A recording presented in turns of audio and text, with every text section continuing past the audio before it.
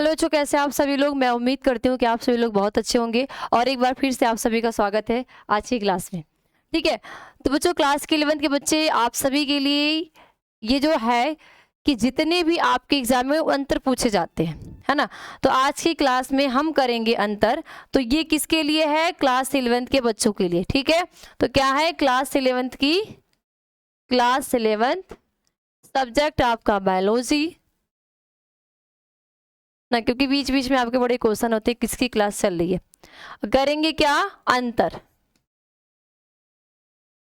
ठीक है, ये अंतर आपसे पूछे जाते हैं और ये ऐसे अंतर हैं जो आपके एग्जाम में आते हैं।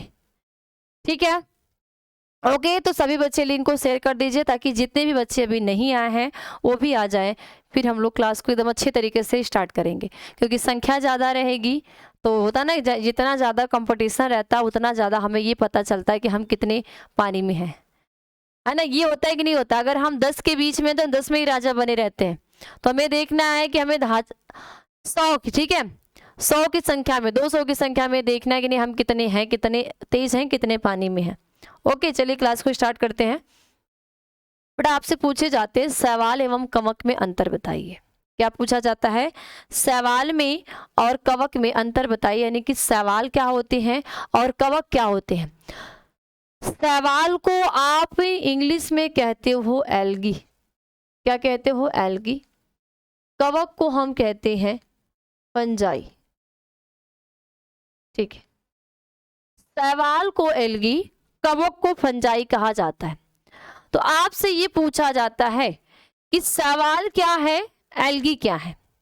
यह सवाल या फंजाई में अंतर बताइए, या एल्गी या फंजाई में, या सवाल या कवक में। कवक को एक नाम और हम कहते हैं फंफूद। ठीक है, तो एल्गी में क्या होता है? यह स्वपोषी होता है। ठीक है, एल्गी जो होगी वो क्या होती? स्वपोषी होगा। क्यों? क्योंकि इनमें प्रकाश संश्लेषण की, ठीक है, कौन सी? प्रकाश संश्लेषण की क्रिया होती है, यानी कि प्रकाश संश्लेषण की क्रिया के द्वारा ये खुद ही अपने भोजन का निर्माण करते हैं, इसलिए इनको हम क्या कहते हैं? स्वपोषी कहते हैं। क्या लेते हैं बेटा? C6O2, यानी कि 6CO2 लेते हैं वातावरण से, प्लस 6H2O लेते हैं और लाइट के प्रेजेंस में, है ना, क्या लेते हैं? यही ना हम देखते हैं कि ये वातावरण से 6CO2, है ना, 6CO2 प्लस 12H2O, है ना, लाइट, सनलाइट लेंगे। क्या लेते हैं? सनलाइट, और सनलाइट के साथ साथ इनमें क्या है? क्लोरोफिल है। क्लोरोफिल जो पिगमेंट है वो पहले से भाई इनके लीफ में प्रेजेंट है। इनके उपस्थिति में क्या बनाएंगे? C6H12O6 plus 6CO2 plus 6H2O, यानी कि ये ग्लूकोज के फॉर्म में, किसके रूप में? ग्लूकोज के रूप में भोजन बनाते हैं, ग्लूकोज के रूप में भोजन का निर्माण करते हैं। इसलिए जो सवाल होते हैं वो स्वपोषी होते हैं। सबसे ज्यादा पृथ्वी पे अगर हमें ऑक्सीजन कोई देता है तो वो कौन देगा? एल्गी देगी। कौन देगी? एल्गी देती है। ठीक है, ओके। तो यही यहाँ पे लिखा है कि यह स्वपोषी होता है। कवक परपोषी होता है।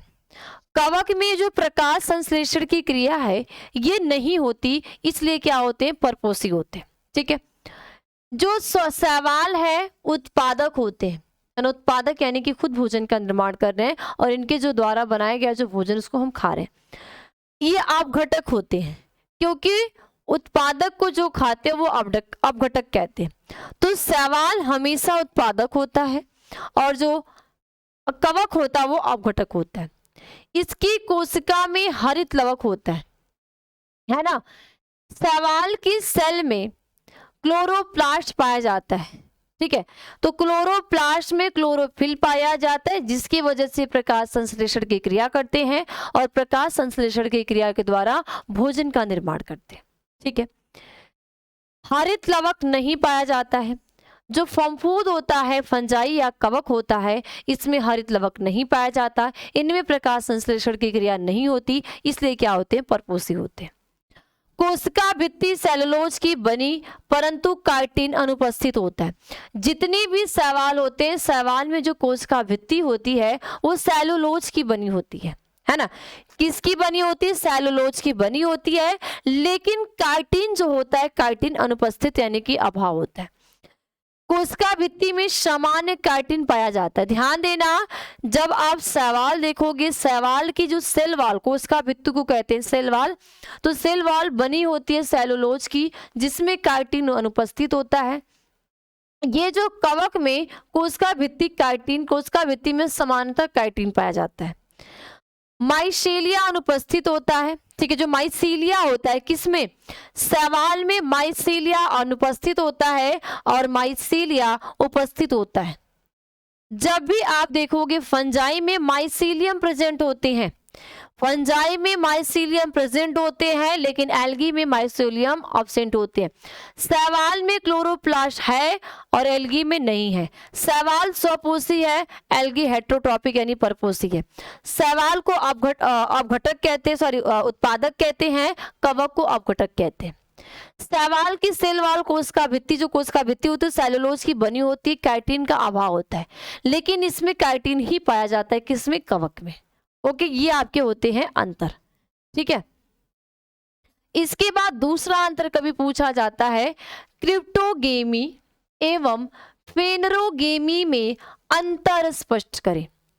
क्रिप्टोगेमी क्या होता है और फेनरोगेमी क्या होता है, इनमें आपको अंतर स्पष्ट करने के लिए आते हैं कि हम क्रिप्टोगेमी किसे कहते हैं और फेनरोगेमी किसे कहते हैं, ठीक है। देखिए क्रिप्टोगेमी क्या होता है, यह बीज रहित पादपों का, ठीक है, पादपों का क्या है, उपजगत है। यानी कि पादपों का क्या है, उपजगत है। यानी कि जिसमें क्रिप्टोगेमी वे पौधे होते हैं जिनमें बीज नहीं होते, जिनमें बीज नहीं होते उनको हम कहते हैं क्रिप्टोगेमी, और जिनमें बीज प्रेजेंट होते हैं उनको हम कहते हैं फेनरोगेमी, ठीक है। तो आप ये कह सकते हो एल्गी हो गई, ब्रायोफाइट्स हो गए, ये सारे हमारे क्या है, क्रिप्टोगेमी है, क्योंकि इनमें बीज का अभाव है, जिसमें बीज है ही नहीं, ठीक है। यह बीजधारी पादपों का उपजगत है। जो फेनरोगेमी होता है, फेनरोगेमी वे पौधे होते हैं जिनमें बीज पाए जाते हैं, इसीलिए हम कहते हैं कि ये बीजधारी पादपों का क्या है, उपजगत है। तो बीजधारी पादपों का उपजगत कौन है, फेनरोगैम्स है, और बीज रहित पादपों का उपजगत कौन है, क्रिप्टोगैम्स है, ठीक है। ओके, इसमें बीजाणु होता है। जितने भी फेनरोगैम्स होते हैं इनमें बीजाणु, बीजाणु को हम कहते हैं स्पोर, है ना, बीजाणु को हम क्या कहते हैं इंग्लिश में, स्पोर। तो क्रिप्टोगैम में स्पोर होता है ना, क्रिप्टोगैम में स्पोर होगा, लेकिन इस फेनरोगैम में जो स्पोर होगा वो क्या होंगे, नहीं होते, यानी कि एब्सेंट होते, ठीक। यह पुष्प फल बीज रहित होता है। यह जो पुष्प होगा, फल होगा, वो क्या होगा, बीज रहित होगा। कौन, ये पुष्प फल बीज रहित होता है, यानी ना तो इसमें फ्लावर लगेंगे, ना तो इसमें फल लगेंगे, ना ही इसमें बीज लगेंगे। पुष्प फल बीज पाया जाता है, इसमें आपको फ्लावर भी मिलेंगे, क्या मिलेंगे, फ्लावर भी मिलेंगे, है ना, फ्रूट भी मिलेगा, सीड भी मिलेगा, यानी कि फ्लावर, फ्रूट और सीड पाए जाएंगे, लेकिन इनमें अभाव होता है, नहीं पाए जाते, किसमें, क्रिप्टोगैम्स में। जनन अंग छिपा होता है। इनमें जितने भी क्रिप्टोगैम्स होते हैं इनमें जो जनन अंग को हम कहते हैं सेक्स ऑर्गन, क्या कहते हैं, सेक्स ऑर्गन। तो जितने भी क्रिप्टोगैम्स होते हैं इनमें सेक्स ऑर्गन जो होगा, ऐसा नहीं कि सेक्स ऑर्गन नहीं पाया जा रहा, जो जननांग अनुपस्थित है, जननांग होते हैं, लेकिन ये कैसे होते हैं, छिपे हुए होते हैं, लेकिन जनन अंग प्रत्यक्ष होता है ना। अब इनमें जो सेक्स ऑर्गन होगा, है ना, सेक्स ऑर्गन जननांग दोनों में ही प्रेजेंट है, क्योंकि दोनों में ही रिप्रोडक्शन हो रहा है। तो इनमें जो सेक्स ऑर्गन होगा वो प्रत्यक्ष होगा, यानी कि ये दिखेगा। इनमें छुपे यानी कि हम अप्रत्यक्ष भी कह सकते हैं। संवहन उत्तक अनुपस्थित होता है ना, और संवहन उत्तक उपस्थित होता है। संवहन उत्तक का मतलब देखे थे, जैसे हमने क्या की थी, एक हमने क्या लिया था, तना लिया था, है ना, रूट लिया था ना। जब हमने क्या किया था, ये मानो हमारा रूट है ना, ये क्या है, रूट है। तो इस रूट पे, इस रूट के क्या पाए जाते हैं, मूल रूम होते हैं, है ना, क्या होते हैं, मूल रूम होते हैं। जब आप रूट का क्या करते हो, सेक्शन कट करते हो, है ना, जैसे ही आपने क्या किया, सेक्शन कट के, जैसे यहाँ पे ये आपने एक संरचना ली, ठीक है, ये आपका क्या है, एपिडर्मिस वाला पार्ट्स है, क्या है, एपिडर्मिस वाला पार्ट्स है। एपिडर्मिस के बाद हमें पहली जो लेयर आती है वो हम क्या कहते हैं, पैरेन्काइमा होते हैं। क्या होगा, पैरेन्काइमा, ठीक है। पैरेन्काइमा के बाद स्क्लेरेन्काइमा। तो बीच में जो संरचना होती है, इसी में जाइलम और फ्लोएम होते हैं। क्या होते हैं, जाइलम और फ्लोएम होते हैं। क्या होंगे, जाइलम और फ्लोएम होंगे, ठीक है। ये जाइलम है ना, ये जाइलम हो गया, और जाइलम के साथ साथ इसी में क्या होंगे, फ्लोएम होंगे, ठीक है। ये फ्लोएम, ये फ्लोएम, ये फ्लोएम, ठीक है। तो ये जाइलम और फ्लोएम दोनों होते हैं। ये जाइलम है ना, ये क्या है, जाइलम है, और ये क्या है, फ्लोएम है। तो जाइलम का कार्य होता है ना, ये करता है जल का परिवहन, ना, ये क्या करेगा, जल का परिवहन, ये करेगा भोजन का परिवहन, ठीक है। तो जितने भी क्रिप्टोगैम्स वाले पौधे होते हैं, उनमें जो संवहन उत्तक यानी कि जो जाइलम और फ्लोएम है ना, जाइलम और जो फ्लोएम है, ये अनुपस्थित होते हैं, यानी कि इनका अभाव होता है। लेकिन जितने भी फेनरोगैम्स हैं, उनमें ये संवहन उत्तक जाइलम और फ्लोएम क्या होते हैं, पाए जाते हैं, यानी कि प्रेजेंट होते हैं, ठीक है। ये अंतर होते हैं, ठीक है। आगे देखो, लीवर वर्ट तथा मांस में अंतर बताइए। लीवर वर्ट क्या होता है तथा मांस में अंतर बताइए। बेटा ये जो लीवर वर्ट और मांस है, ये ब्रायोफाइट्स का है, ठीक है। किसका, ब्रायोफाइट्स। ये जो ब्रायोफाइट्स है, ब्रायोफाइट्स को दो भागों में बांटा गया है। ब्रायोफाइट्स, इस ब्रायोफाइट्स को हम कहते हैं पादप वर्ग का उभयचर। क्या बोलते हैं, पादप वर्ग का उभयचर कहते हैं किसको, ब्रायोफाइट्स को। तो इसमें डॉर्सी वेंट्रल सिमेट्री पाया जाता है। जो लीवर वॉट होता है ना, लीवर वॉट में डॉर्सी वेंट्रली सिमेट्री पाया जाता है। क्या होगा, डॉर्सी वेंट्री सिमेट्री पाया जाता है। इसमें रेडियल सिमेट्री पाया जाता है। मांस में जो इसकी सिमेट्री होगी, है ना, सिमेट्री का मतलब होता है सममिति, है ना, सिमेट्री को हिंदी में कहते हैं सममिति। तो जितने भी लीवर वॉट होते हैं, लीवर में जो सममिति होती है वो डॉर्सी वेंट्रल होती है। क्या होती है, डॉर्सी वेंट्रल होती है। लेकिन मांस में जितनी भी सममिति होती है, मांस में जितने भी पौधे आएंगे इसके अंतर्गत, तो इनकी जो सममिति होती है वो सममिति रेडियल सिमेट्री होती है, ठीक है। राइजोइड एक कोष की होता है। इनका जो राइजोइड्स होगा, है ना, ये जो राइजोइड्स होंगे, ये राइजोइड्स क्या होंगे, एक कोष की, यानी कि यूनिसेलुलर। क्या होंगे, यूनिसेलुलर होते हैं। कौन यूनिसेलुलर होगा, फिर लीवर वर्टकिन में अंदर जो राइजोइड्स होंगे वो होंगे यूनिसेलुलर, ठीक है। राइजोइड बहुकोष की होते हैं। इनमें जो राइजोइड्स होगा, है ना, इनमें जो होगा वो मल्टी सेलुलर। क्या होगा, मल्टी सेलुलर होता है। कैसा होगा, मल्टी सेलुलर होगा, ओके। सल्क यानी कि स्केल्स, सल्क को इंग्लिश में क्या कहते हैं, स्केल्स पाया जाता है, लेकिन सल्क नहीं पाया जाता। लीवर वॉट में जो स्केल्स होता वो पाया जाता है, मांस में जो सल्क होता वो नहीं होता। इसमें तंतुमय अवस्था नहीं होती, लेकिन जो मांस होता है उसमें तंतुमय अवस्था होती है। किसमें तंतुमय अवस्था होगी, जो मांस होगा, है ना, जो मोजेज होंगे, ठीक है, मांस को मोजेज कहते हैं। मोजेज में क्या होगा, तंतुमय अवस्था यानी कि फिलामेंट जो स्टेज होती है वो पाई जाती है, लेकिन इसमें तंतुमय जो स्टेज होगी वो नहीं पाई जाती है, ठीक है। ये आपको ध्यान देने हैं, ठीक, तो ये होते हैं आपके बेटा लीवरवर्ट तथा मांस में यानी मोजेस में अंतर। इसके बाद इसके स्पोरोफाइट में प्रकाश संश्लेषी ऊतक बहुत कम होता है। जितने भी लीवरवर्ट का स्पोरोफाइट होगा, है ना, लीवरवर्ट का जब आप स्पोरोफाइट को देखोगे तो उस स्पोरोफाइट में जो प्रकाश संश्लेषी ऊतक होते हैं, है ना, यानी कि फोटोसिंथेटिक जो टिश्यू होते हैं वो बहुत कम मात्रा में होते हैं। लेकिन इसके स्पोरोफाइट में प्रकाश संश्लेषी जो ऊतक होते हैं वो अधिक मात्रा में यानी कि ढेर सारी मात्रा में पाए जाते हैं। स्पोरोफाइट कम विकसित होता है।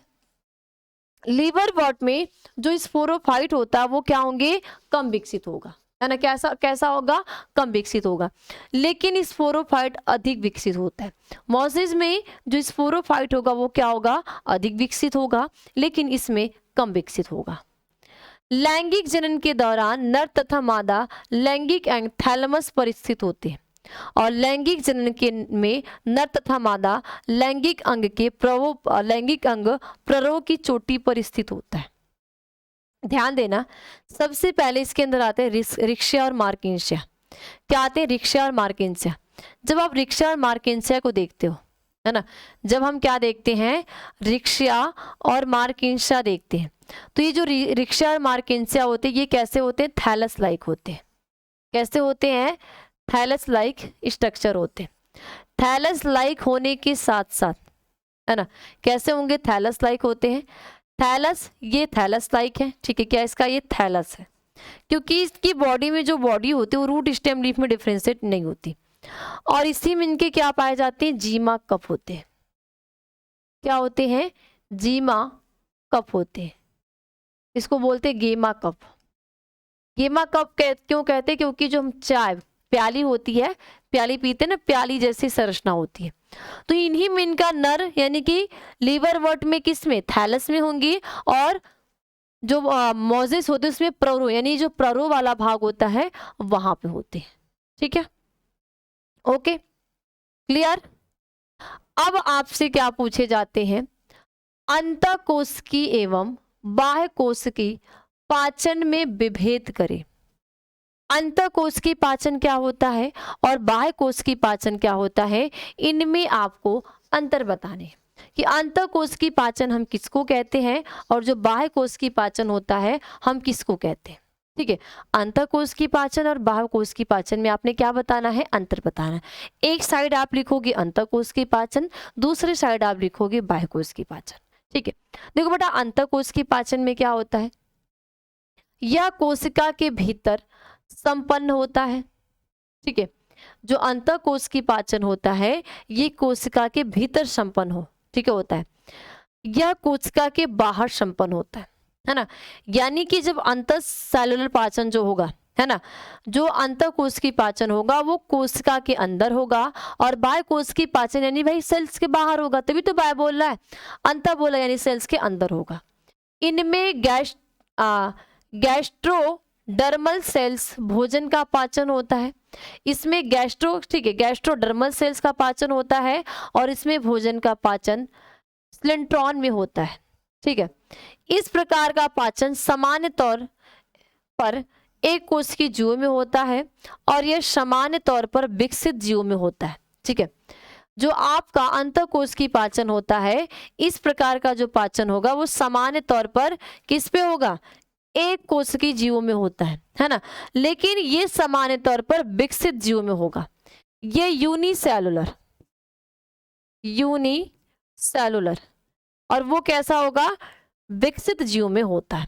ये अंतर होते हैं। ठीक है, उसके बाद आपसे पूछे जाते हैं प्रत्यक्ष एवं अप्रत्यक्ष परिवर्धन में अंतर स्पष्ट करें।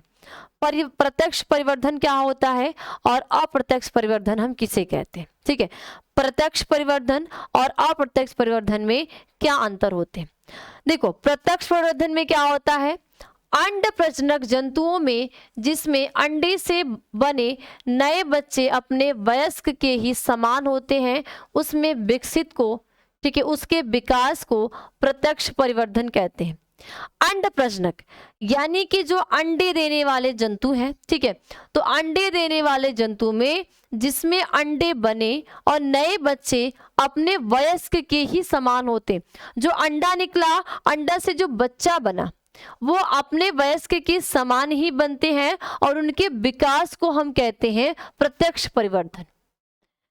जब अंडे से उत्पन्न बच्चे में वयस्क से समानता नहीं होती है तो इसके परिवर्धन को अप्रत्यक्ष विकास कहते हैं। यानी कि जो अंडे देने वाले जंतु हैं, जो अंड प्रजनक जीव हैं, जब वो अंडे देते हैं तो उनसे जो एक नई जाति का, एक नए जीव का निर्माण होता है, तो नए जीव के निर्माण में वो अपने वयस्क के ही समान होते हैं। तो इस प्रकार का जो परिवर्धन होता है उस परिवर्धन को हम कहते हैं प्रत्यक्ष परिवर्धन, ठीक है।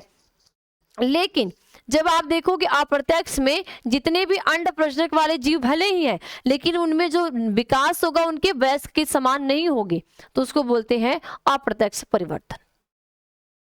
इसमें अंडे से बच्चे के बीच कोई और अवस्था नहीं होती।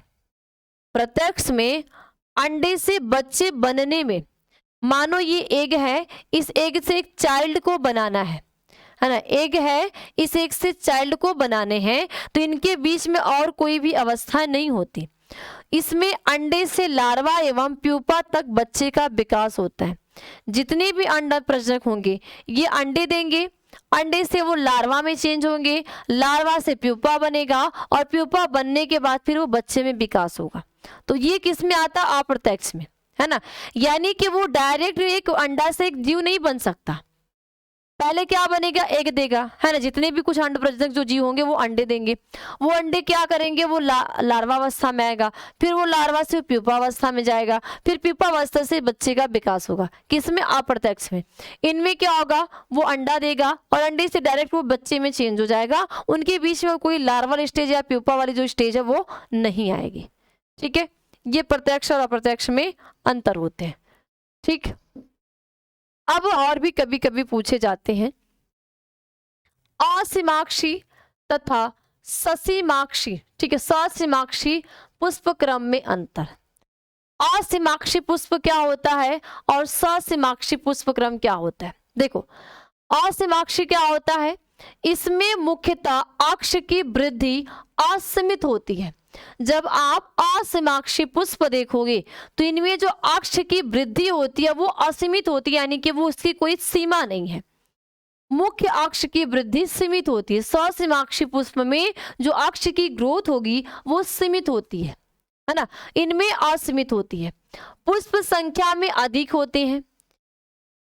असीमाक्षी पुष्प क्रम में जो पुष्प होंगे वो संख्या में अधिक होंगे, लेकिन ससीमाक्षी पुष्प क्रम में जो पुष्प होते हैं वो संख्या में कम होते हैं। मुख्य अक्ष के छोर पर पुष्पकली का अभाव रहता है और मुख्य अक्ष के छोर पर पुष्पकली अवश्य लगी होती है। इस पे पुष्पकली का, असीमाक्षी में पुष्पकली का अभाव है और ससीमाक्षी में पुष्पकली पाए जाते हैं, यानी कि ये अक्ष पे ही लगे होते हैं, ठीक है। ये अंतर होते हैं ससीमाक्षी और असीमाक्षी पुष्प में, ठीक है। आगे देखो, नोट करना है, नोट करते हुए चलो, स्क्रीनशॉट लेना है, स्क्रीनशॉट लेते हुए चलो, ठीक है। जो आपको इजी लगी साथ साथ मेरे नोट करना है तो आप नोट भी कर सकते हो, स्क्रीनशॉट लेना है स्क्रीनशॉट भी ले सकते हो, ओके। नेक्स्ट,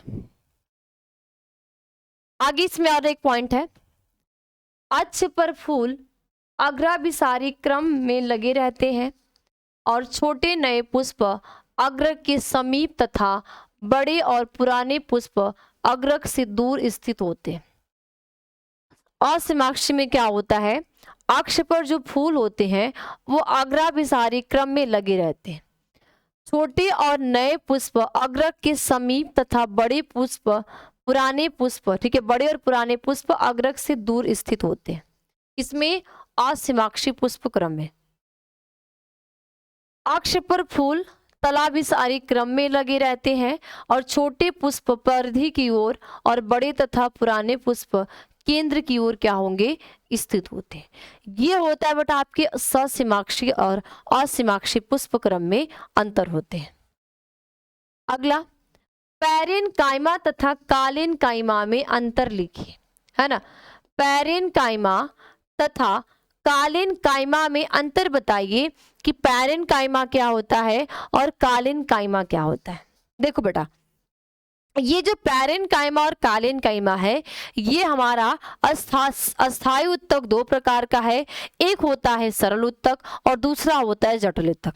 तो सरल उत्तक तीन प्रकार के होते हैं, कालीन कायमा, स्क्लेरेन कायमा और पैरेन कायमा।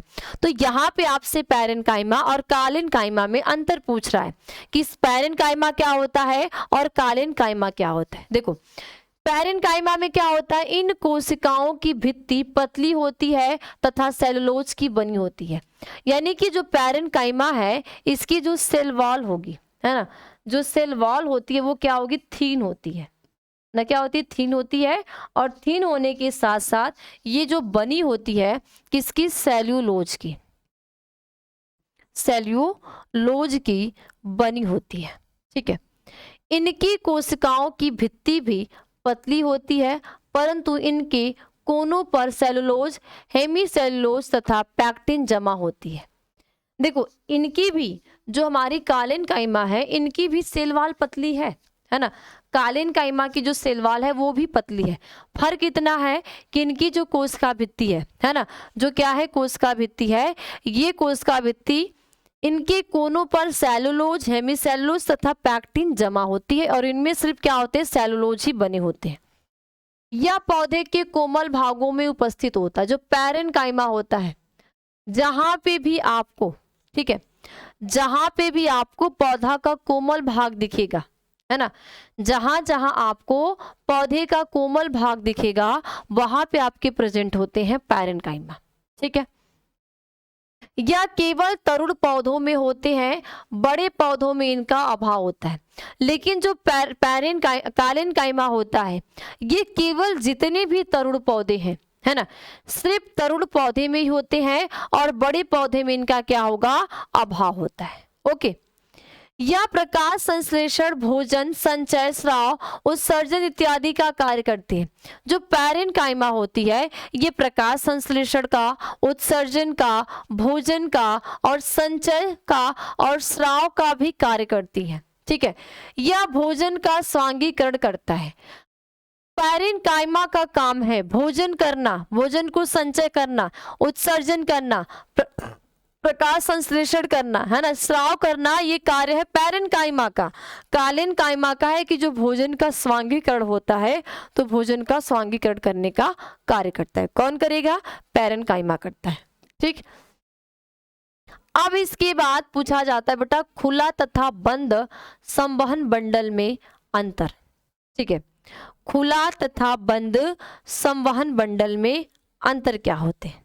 ठीक है, खुला तथा बंद संवहन बंडल में आपको थोड़ी सी अंतर नजर आते हैं। पहले अब मैं डायग्राम बना लूं। ठीक है, मानो बेटा ये आपके, हमारे पास ये एक संवहन बंडल ये है ना, और ये एक संवहन बंडल ये है। ठीक, इस संवहन बंडल के बीच में ये कैम्बियम पाया जाता है ना। इस संवहन बंडल के बीच में क्या होते हैं, कैम्बियम होता है। क्या होगा, कैम्बियम। अलग से दिखाऊं ना, ठीक, ये कैम्बियम होता है। मानो यहाँ पे, ठीक है, ये ऊपर की सेल्स हो गई, ये ऊपर हो गया, ये नीचे हो गया। ठीक है, इसी तरह कुछ यहाँ पे ऊपर और इसी तरह नीचे। अब इसके अंदर है क्या, देखो, ये सारी जाइलम है, ये भी जाइलम, ये भी xylem, phloem phloem phloem phloem. ठीक है, यहाँ पे जाइलम, ये भी जाइलम, ये भी जाइलम, ये भी जाइलम है, और ये सारे जितने भी हैं फ्लोयम है। अब देखो होता क्या है, बंद और खुले में क्या होता है, ये बीच वाला जो भाग है, ये जो बीच वाला भाग है, इसको हम कहते हैं कैम्बियम। क्या बोलते हैं, कैम्बियम। ठीक, ये ऊपर जाइलम है, ठीक है, ऊपर जाइलम और नीचे क्या है, फ्लोयम है। ठीक, ये भी फ्लोयम है ना, और ये भी क्या है, जाइलम है। अब आपको अंतर क्या नजर आ रहा है, ये बीच की एक में जो कैम्बियम प्रेजेंट है और एक में कैम्बियम नहीं प्रेजेंट है, ठीक है।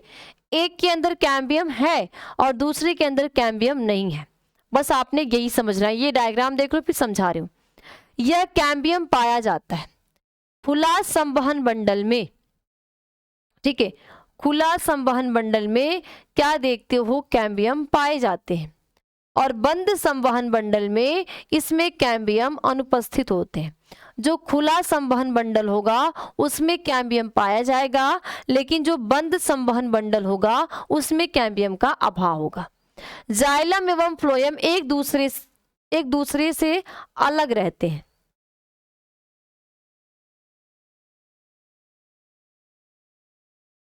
एक मिनट, कुछ मिस्टेक है, ठीक है, थोड़ा सा मिस्टेक बेटा। ये क्या है कि ये वाला जो पॉइंट है इसमें आपके बंद में है, ये वाले आपके क्या है, खुला में है। देखो क्या होता है कि जब आप खुला संवहन बंडल देखते हो तो जाइलम एवं फ्लोएम एक दूसरे से कैम्बियम द्वारा अलग होते हैं, और इनमें जाइलम एवं फ्लोएम बंद में जाइलम एवं फ्लोएम एक दूसरे के द्वारा जुड़े होते हैं, ठीक है।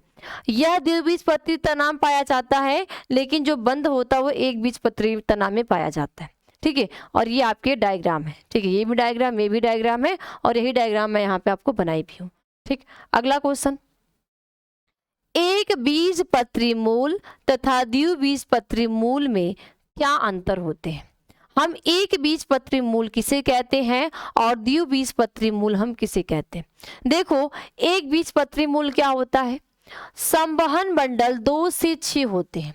जब आप एक बीजपत्री का मूल देखोगे तो उनमें जो संवहन बंडल यानी कि वस्कुलर बंडल है, ठीक है, वो क्या है 2 से 6 होते हैं। लेकिन एक बीजपत्री में जो वस्कुलर बंडल होते हैं वो 10 से, ठीक है, 10 से 20 होते हैं। इनमें 2 से 6, इनमें 10 से 20।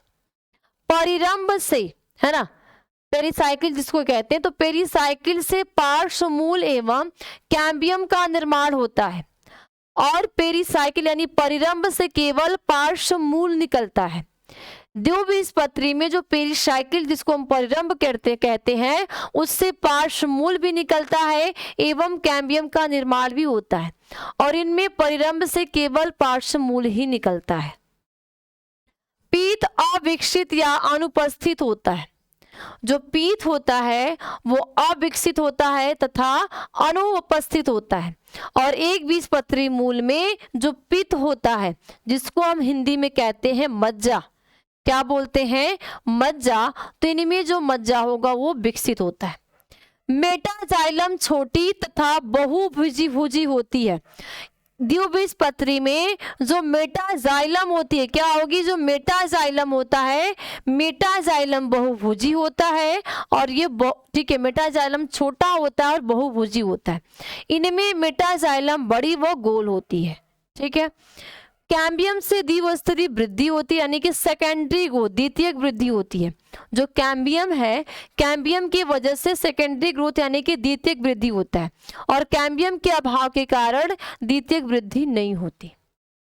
एक बीजपत्री के मूल में जो सेकेंडरी ग्रोथ होते वो नहीं पाए जाते, क्यों, क्योंकि उसमें कैम्बियम का अभाव है। और द्विबीजपत्री में सेकेंडरी ग्रोथ होता है क्योंकि कैम्बियम पाए जाते हैं, ठीक है। ये होते हैं आपके एक बीजपत्री और द्विबीजपत्री तना में, और सॉरी मूल में अंतर। अब कभी कभी आपसे ये भी पूछा जाता है द्विबीजपत्री तना तथा एक बीजपत्री तना में अंतर। ये अभी आपने मूल में अंतर देखा, अब आप क्या देखोगे, तना में क्या अंतर होता है। देखो बाह्य त्वचा की कोशिकाएं बड़ी तथा, ठीक है, बड़ी होती है,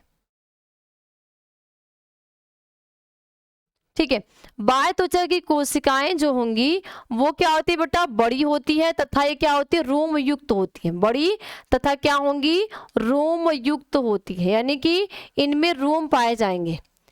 और कोशिकाएं छोटी तथा रोम रहित होती है, ठीक है, रोम रहित, रोम युक्त होती है, ठीक है, क्या होंगी, रोम रहित होंगी, ठीक है।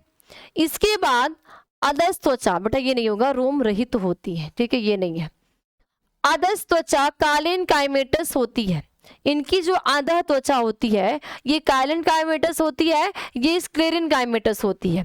कार्टेक्स मृदु उत्तक कोशिकाओं की पतली परतों का बना होता है। कार्टेक्स नहीं होता परंतु भर उत्तक आधा त्वचा तक होता है। परिरंभ अंतर त्वचा के नीचे होता है, परिरंभ नहीं होता। ठीक है, इसमें परिरंभ नहीं होता। संवहन मंडल एक या दो वलय होते हैं और संवहन मंडल भ्रमण उत्तक होते हैं और बिखरे व अंडाकार होते हैं। ओके, संवहन मंडल संयुक्त कोलेट्रल, बाइकोलेटस व वर्धी होते हैं। संवहन मंडल संयुक्त कोलेट्रल व आवर्धी होते हैं। फ्लोएम में फ्लोएम मृदु उत्तक होते हैं और फ्लोएम में फ्लोएम मृदु उत्तक नहीं होते। ठीक है, पिथ व मेडुलरी रेज होते हैं, पिथ व मेडुलरी रेज नहीं होते। ये आपके बेटा अंतर होते हैं। जिस बच्चे को स्क्रीनशॉट लेना वो ले ले। ये आपके एक बीजपत्री तना और द्विबीजपत्री तना में अंतर होते हैं। अब ये आपको खुद से पढ़ने हैं। अब आप अच्छे से नोट्स बनाओगे, अच्छे से नोट्स जो बनाओगे उस नोट्स को आप बहुत अच्छे तरीके से क्या करोगे, याद करोगे। याद करने के बाद आप अच्छे से करोगे। ठीक, ओके, समझ में आ गया। ये की हिल रहा है भाई, चलो ठीक है। ठीक, चलो, हृदय पेशी तथा रेखित पेशी में अंतर। हृदय पेशी क्या होती है और रेखित पेशी हम किसे कहते हैं? देखो, यह हृदय में स्थित होता है। जो हृदय पेशी होता है ये हमारे हार्ट में स्थित होता है। यह शरीर भित्ति, पाद, जीभ, ग्रसनी इत्यादि में पाया जाता है। जो रेखित पेशियां होती है ये हमारी शरीर भित्ति, पाद, जीभ, ग्रसनी इत्यादि में पाया जाता है। लेकिन सिर्फ जो हृदय पेशी होती है ये हमारे हृदय यानी कि हार्ट में ही पाए जाते हैं। इसमें अनाक्षिक गति होती है। अनाक्षिक गति का मतलब कि जो हृदय के अंदर जो क्रिया हो रही है, जो हमारा दिल धड़क रहा है ना, जो ब्लड का पंपिंग हो रहा है, ये हमारे कंट्रोल में नहीं है, हम इसको नहीं रोक सकते। इसमें आक्षिक गति होती है। शरीर भित्ति, पाद, जीभ, ग्रसनी इत्यादि में आक्षिक भित्ति, यानी मन किया तो हम खाएंगे तो जीभ व ग्रसनी का कार्य होगा, जब मन नहीं किया तो हम वो चीज नहीं करेंगे। ठीक, छोटी वर्तुलाकार पेशी कोशिकाएं एक दूसरे से जुड़कर लंबे वर्तुलाकार तंतु का निर्माण करती हैं। इनमें जो छोटी वर्तुलाकार पेशी होती है, जो मसल्स होती हैं, वे एक दूसरे से जुड़ती हैं और एक दूसरे से जुड़ने के बाद लंबे वर्तुलाकार तंतु का निर्माण करती हैं। ठीक है, और ये पेशी कोशिकाओं से बनती हैं। शाखित होती हैं और अशाखित होती हैं। जितनी भी रेखित पेशियां होंगी वो ब्रांचेस नहीं होंगी, लेकिन जितनी भी हृदय पेशी होंगी ये ब्रांचेस होती हैं, यानी कि इनमें शाखाएं पाई जाती हैं। ठीक है, क्या पाई जाएंगी? इसमें जो शाखाएं होती हैं बेटा वो प्रेजेंट होती हैं। ठीक है, आगे 10 से 80 माइक्रोमीटर लंबी और 10 से 20 माइक्रोमीटर व्यास की होती है। कोशिका 1 से 40 माइक्रोमीटर लंबी व 30 से 80 मीटर वाली होती है। ठीक है, संकुचन की उत्पत्ति केवल मायोजेनिक होती है और संकुचन की उत्पत्ति न्यूरोजेनिक होती है। इनमें जो संकुचन की उत्पत्ति होती है वो मायोजेनिक, किसमें? हृदय पेशी में। और रेखित पेशी में जो संकुचन की उत्पत्ति होगी वो कैसी होगी? यूरोजेनिक होती है।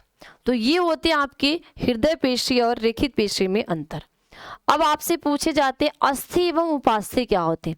अक्सर करके हम बेटा अस्थि में और उपास्थि में कंफ्यूज हो जाते हैं कि हमारी अस्थि क्या होती है और उपास्थि क्या होती है। अब देखो अस्थि और उपास्थि में होती क्या है। अस्थि जो होती है यह ठोस, सख्त एवं मजबूत संयोजी उत्तक है। अस्थि जो होती है, अस्थि को हम बोन्स कहते हैं। तो जो हमारी अस्थियां होती है यह ठोस होती हैं।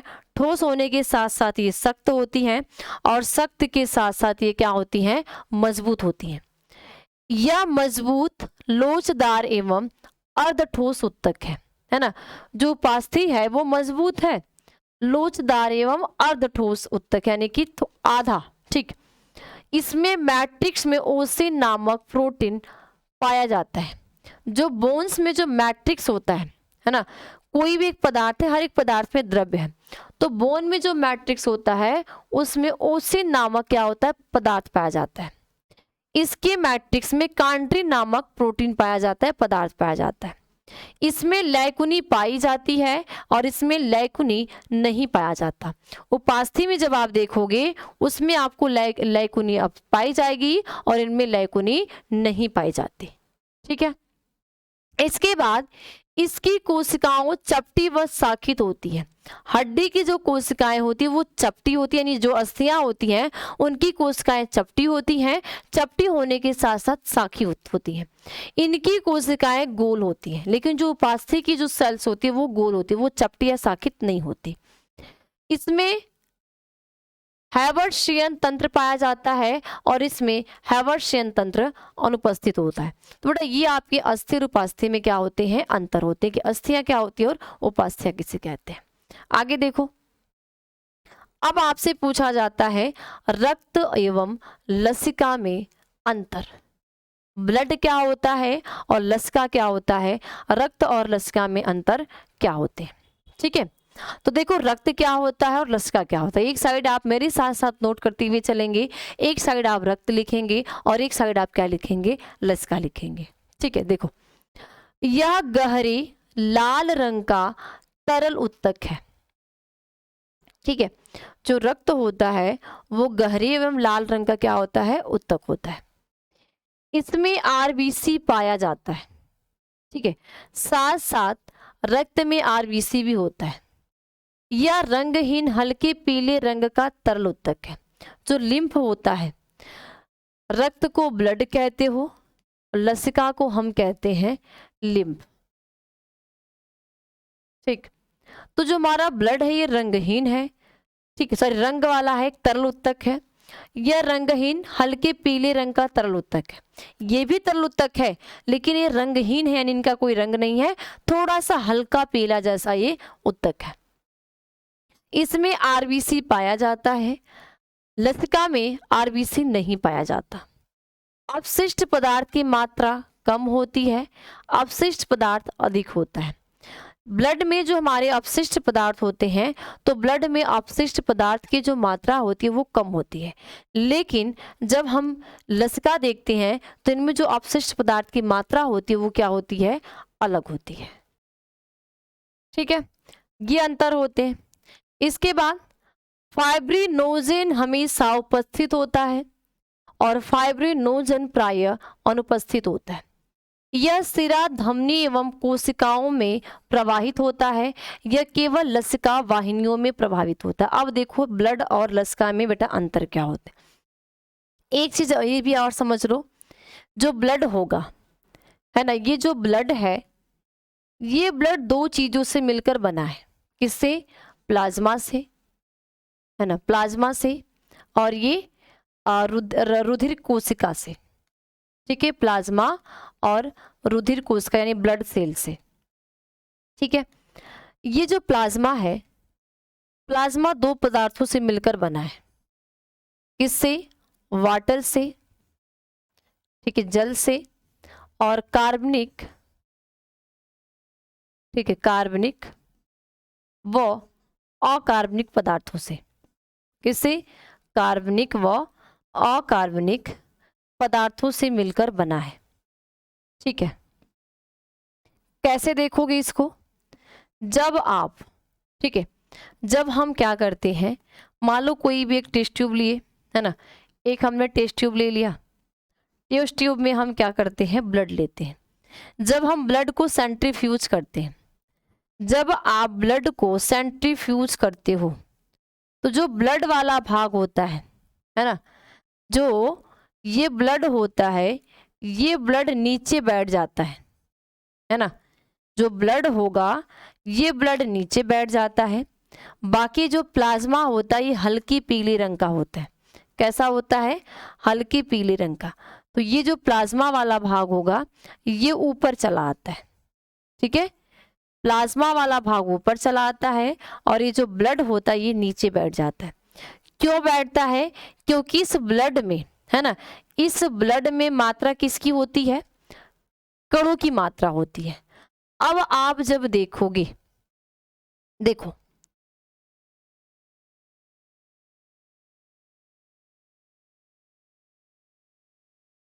ठीक, अब क्या दिखेगा आपको, ये जो है ये हमारी क्या है, रुधिर कोशिका।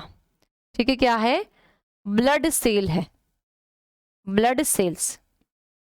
अब इस ब्लड सेल्स में 3 पार्ट्स आपको दिखेंगे। क्या दिखेगा? आरबीसी, है ना, डब्ल्यूबीसी और ये प्लेटलेट्स, या हम जिसको कहते हैं थ्रोम्बोसाइट्स, थ्रोम्बोसाइट्स। ठीक है, ओके बेटा, इतनी चीज क्लियर। अब क्या होगा, ये तो ब्लड सेल्स हमारी 3 भागों से, बचा हमारा प्लाज्मा। बचा क्या? प्लाज्मा। प्लाज्मा भी 2 चीजों से, एक है जल से, है ना, और एक आपका इनऑर्गेनिक और एक ऑर्गेनिक जो कंपाउंड है, पदार्थ है, उनसे। इसी में होते फाइब्रोनोजिन प्रोटीन, फाइब्रोनोजिन प्रोटीन होते हैं, जिससे कि जब हमारा किसी भी कारणवश हमारा जो बॉडी पार्ट है, शरीर का कोई भी जगह अंग कट जाता है ना, कोई भी ऐसा कारण हुआ जिससे हमारे शरीर का अंग कट जाता है, तो यही जो फाइब्रोनोजिन प्रोटीन होता है ये पाए जाते हैं हमारे प्लाज्मा में। ठीक है, प्लाज्मा का एक भाग होता है, और इनकी जो मात्रा होती है हमारे ब्लड में, 55% प्लाज्मा होता है, 45% क्या होगा? रुधिर होता है। आरबीसी में हीमोग्लोबिन, क्या होगा? हीमोग्लोबिन प्रेजेंट होता है। ठीक है, जो लाल रंग का वर्णक होता है, इसीलिए जो हमारा ब्लड है उसका रंग लाल दिखाई देता है। लेकिन जब हम लसिका देखते हैं, लसिका में लिम्फाइड जो हमारे ऑर्गन होते हैं ना, बी सेल, सी सेल, इनका कार्य होता है कि अगर हमारे शरीर में कोई भी रोगाणु आ रहे हैं, किसी भी माध्यम से जब वो रोगाणु प्रवेश कर रहे हैं, तो उस रोगाणु को भक्षण करने का कार्य करते हैं। तो ये हमारे बी सेल, टी सेल्स का क्या होते हैं? कार्य होते हैं। ठीक है, ठीक है, समझ में आ गया। अब इस अंतर के साथ साथ बेटा, ये अंतर के साथ साथ कुछ और भी अंतर पूछे जाते हैं। जैसे पहला क्या हो गया? कंडरा, है ना, किसमें? कंडरा और स्नायु में। ठीक है, स्नायु को हम कहते हैं लिगामेंट, लिगामेंट। ठीक है, तो कंडरा और स्नायु में अंतर। कभी कभी प्लांट सेल, है ना, प्लांट सेल जिसको आप कहते हो पादप कोशिका, पादप कोशिका, तो प्लांट सेल, ठीक है, एवं जंतु कोशिका, जंतु कोशिका यानी कि एनिमल सेल, इनमें अंतर पूछे जाते हैं। ठीक है, एनिमल सेल में ये भी अंतर बेटा आपको तैयार करने हैं। फिर इसके बाद, है ना, डीएनए एंड आरएनए में अंतर। ठीक है, डीएनए और आरएनए में भी अंतर पूछा जाता है। डीएनए और आरएनए के साथ साथ कुछ और भी अंतर होते हैं, बहुत सारे जो अंतर होते हैं आपके 11th एग्जाम में पूछे जाते हैं। ठीक है, क्या होते हैं? बहुत सारे जो ऐसे अंतर होते हैं जो आपके पूछे जाते हैं। कभी कभी बेटा तेल और वसा में भी अंतर पूछा जाता है। किसमें? तेल और वसा क्या होता है। ठीक है, तेल हम किसको कहते हैं और वसा हम किसको कहते हैं? हम तेल और वसा को एक ही समझ लेते हैं, लेकिन बेटा हमारा जो तेल होता है, जो वसा होता है, ये अलग अलग होते हैं। तो तेल और वसा में भी आपसे अंतर पूछे जाते हैं। ठीक है, इसके बाद और भी अंतर होते हैं, जैसे, ठीक है, ये सारे हो गए।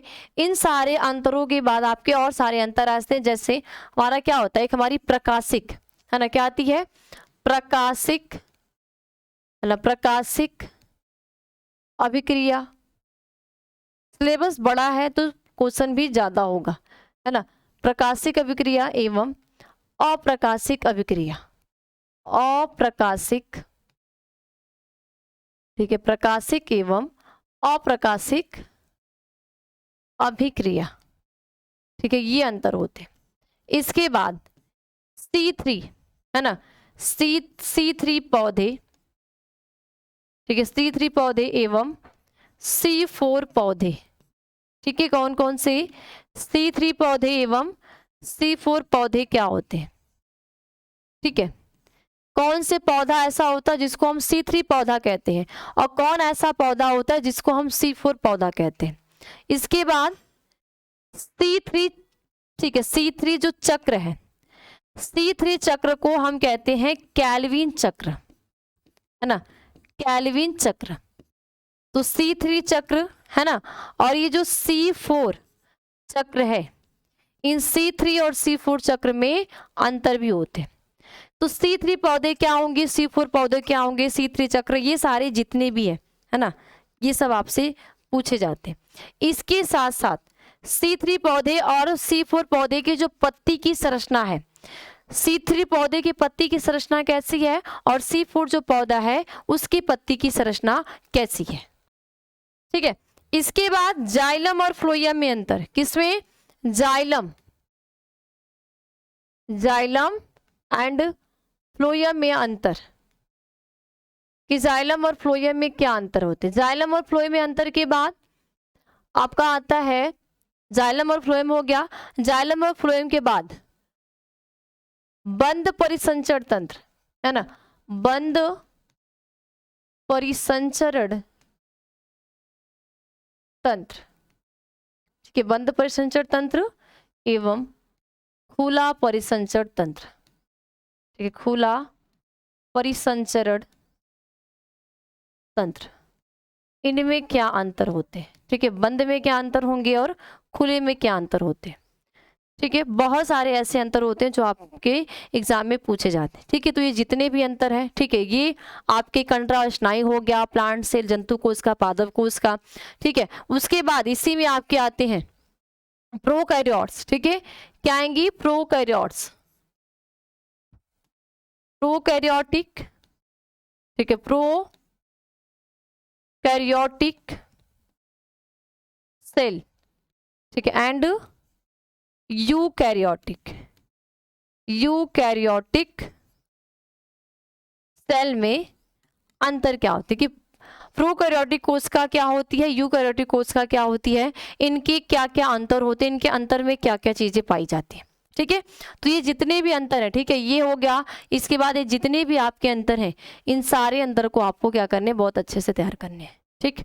तो ये आपकी रिस्पॉन्सिबिलिटी है कि आप इतने अंतर को पढ़ लोगे तो किसी भी अंतर, एक दो अंतर जो आएगा आपके एग्जाम में आप तैयार कर लोगे, है ना। मान लो कितने हैं, मान लो 20 से 25 हैं, 20 से 25 में अगर एक दिन में, कुछ टफ है नहीं, एक दिन अगर आप 4 को ही देते हो, है ना, एक दिन में आप 4 अंतर पे समय दोगे तो आपका बहुत अच्छे से हो जाएगा।